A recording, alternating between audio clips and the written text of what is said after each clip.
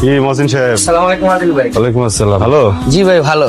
আপনি যে বিদেশ থেকে যে শ্যাম্পুটা দিয়েছেন না, আমার বহুত চুলি যেতে হেভি বাস না ভাই। ভালো কোম্পানির শ্যাম্পু তো, দামও ভালো। আচ্ছা, এই আমাকে বাড়িতে কেউ আসে নাই, আত্মীয় স্বজন?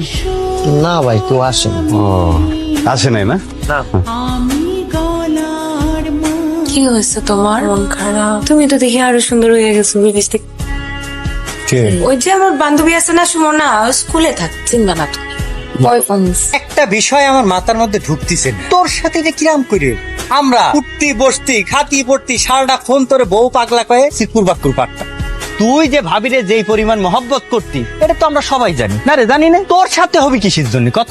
ব্যাপারটা তোর ওখানে নাই রে ভাই, ব্যাপারটা তখন অন্য লাইনে চলে গেছে। এত কিছু চিন্তা করে লাভ নাই, কারণ আমাদেরকে তো কিছু একটা করতে হবে নাকি? এখনো কোনো কিছু ভাবতে পারিনি, আরো বিস্তারিত জানতে হবে। তোর কোনো কিছু জানা লাগবে না, সবকিছু আমি ব্যবস্থা করতেছি। তুই একটা লোক নিয়োগ দিয়ে দে, সব কিছুর তথ্য, বিশেষ করে আদিল যখন বাড়িতে না থাকে। একটা মানুষ ঢুকলো, একটা কাক পক্ষীও যদি ঢোকে সেই খবরটা দিবি। ঠিক আছে, পারবি না?